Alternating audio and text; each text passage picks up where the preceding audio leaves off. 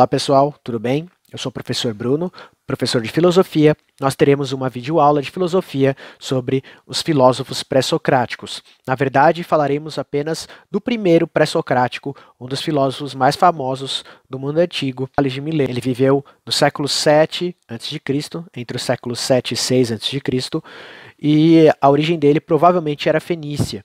Ele teria vindo aí dos fenícios, um povo que dominou o mar Mediterrâneo através do seu comércio, né, durante vários séculos, e a sua colônia mais famosa é a colônia do norte da África chamada Cartago, que chegou a guerrear com os romanos. O Tales de Mileto é tão importante que ele vai ser conhecido como o primeiro a receber o nome de sábio na antiguidade.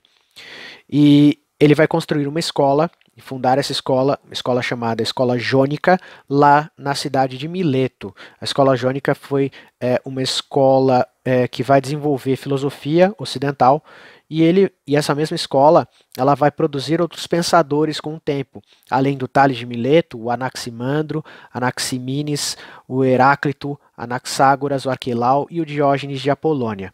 Então você tem uma escola do pensamento ali filosófico criada em Jônica, fundada pelo Tales de Mileto.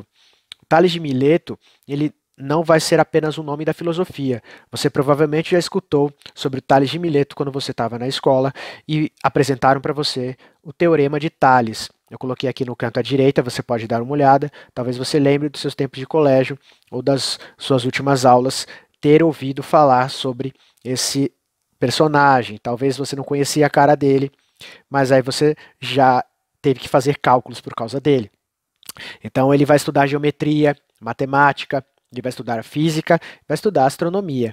Na astronomia, ele é conhecido por ter sido capaz de calcular alguns fenômenos astronômicos, como eclipses e solstícios.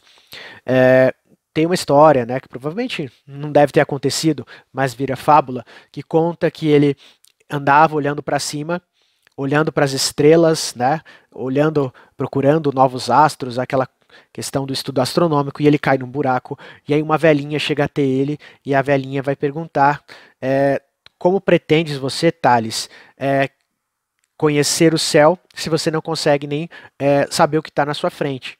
Então ela puxa a orelha do Tales, né? Porque era um homem tão interessado nos céus que ele não conseguia olhar para frente, e nessas ele cai num buraco. Provavelmente isso aí é uma historinha inventada, mas serve para mostrar como ele era um homem interessado em todas as coisas, era atento, né? Não atento ao que estava na frente, mas atento do mundo ao seu redor, né? Interessado no que se passava, as estrelas e tudo mais.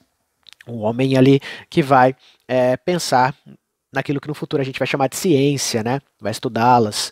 Bom, na geometria ele vai estudar então o que vai ser chamado o Teorema de Tales, e ele vai ser conhecido por medir a altura das pirâmides usando a sombra delas como base para o seu cálculo. Também contam que o Tales, ele usando essas habilidades que ele tinha, matemáticas e outras, ele vai chegar a calcular uma colheita, quando seria a melhor época para se plantar e para colher também azeitonas, e ele vai conseguir ganhar muito dinheiro com isso, tá? Usando a matemática, os cálculos e os números para conseguir uma renda. Bom, encheu o bolso de dinheiro com isso. Mas vamos lá para o assunto da videoaula, que é sobre filosofia. Ele vai ser considerado e chamado por muitos do passado como o pai da filosofia grega, por ter sido o primeiro filósofo a questionar e a indagar o mundo ao seu redor e pensá-lo de forma filosófica. Segundo Aristóteles, o Aristóteles considerava o Tales de Mileto como o fundador da filosofia, por ele ter estudado o princípio que originaria todas as coisas. Na última videoaula, eu falei para vocês sobre essa arche, ou arqué, ou arquê, esse princípio que os pré-socráticos vão estudar, e que eles buscavam encontrar qual que seria o elemento fundamental de todas as coisas. E aqui a gente vai ver o Tales de Mileto dizendo que ele vai encontrar qual é o elemento fundamental e de que todas as coisas são feitas, qual é a arquê do mundo segundo Tales de Mileto. E aí está, o Chaves te apresentou, segundo o Tales de Mileto, qual seria? Isso mesmo, a água. A água, segundo Tales de Mileto, seria o elemento fundamental, a arquê do universo. E ele vai dizer que tudo é água. O universo é água. Ele descobre que a água é o princípio e a composição de todas as coisas. Ele vai dizer que a água, em todos os seus estados, ela vai ser o elemento fundamental do universo, através das suas observações. Entenda a diferença da visão anterior, que dizia que as explicações elas eram aceitas segundo a visão mitológica, né? Então, a divindade quis isso, a divindade quis aquilo, a divindade fez a chuva, a divindade fez cair o raio e o trovão. Agora você tem a explicação da natureza, do physis, lembra da última aula? Physis, natureza, essa palavrinha grega, e aí o Tales está dizendo o quê? Ele não está colocando a resposta na boca da divindade, ele está encontrando essa resposta na natureza. Hoje nós sabemos que a água é um elemento fundamental. Ele, claro que observou que sem água não existiria vida, né? As pessoas morreriam de sede, os animais, as plantas morrem de sede. Então ele, observando a natureza, chegou nessa conclusão. Então nós temos o primeiro pré-socrático, talvez o primeiro conhecido, né? Podem ter existido outros, mas o que vai ficar sagrado, o que vai ficar mais famoso é o Tales de Mileto. E ele vai dar essa resposta. É uma resposta definitiva? Não. Faz sentido em alguns pontos? Faz. A água é extremamente importante, né?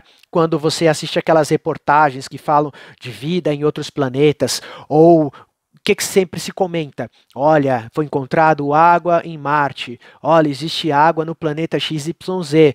O que o cientista por trás disso já está pensando? Existe a possibilidade da vida se desenvolver, de levar colônias humanas para tal região, para tal planeta. E, de certa forma, o Tales de Mileto ele não está tão errado assim. Ele não deixou nada escrito, tá? O que a gente sabe hoje do Tales de Mileto são fragmentos que vão ser escritos por outras pessoas, como Diógenes, o Heródoto e o Aristóteles. Faltou um S ali, né? Ficou Aristóteles.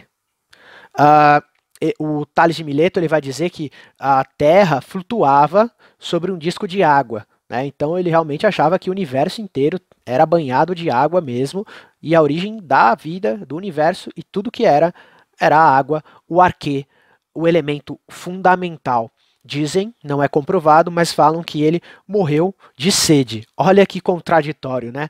A pessoa que vai dizer que o universo é feito d'água, água é base do seu pensamento filosófico, e ele morre velhinho, sedento. Ele morre de sede.